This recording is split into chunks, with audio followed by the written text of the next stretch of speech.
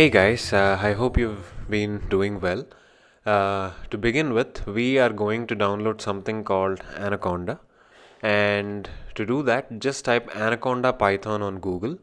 And then, depending on your OS, whether Windows or Mac, choose the graphical installer. And the reason we are choosing Anaconda is because it is specifically developed keeping in mind data science uses and all the NumPy packages, all these packages are integrated, which is why it just makes it easier. Now just finish your installation, whether Windows or Mac, and then what you have to do is on a Mac, you just have to press Command space and bring up your terminal, or if you have terminal on your desktop, you can just bring it up. And in the terminal, type in Jupyter Notebook. And if you're using Windows, go to Start, do a search, and search for Anaconda prompt, and then type in Jupyter Notebook. Jupyter space notebook. Jupyter Notebook.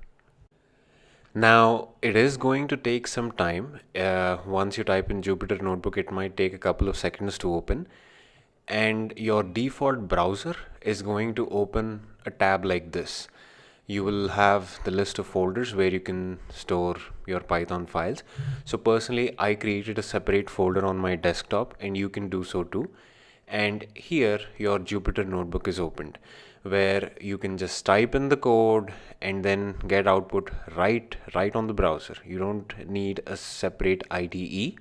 So, and I'm just typing something, let's say print, I'm starting to learn data science, and then hit shift and enter. Hold shift and then press enter. That is going to execute your code as soon as you type it out. So type your code and hit shift, keep it pressed, and then hit enter. I'll see you guys in the next video.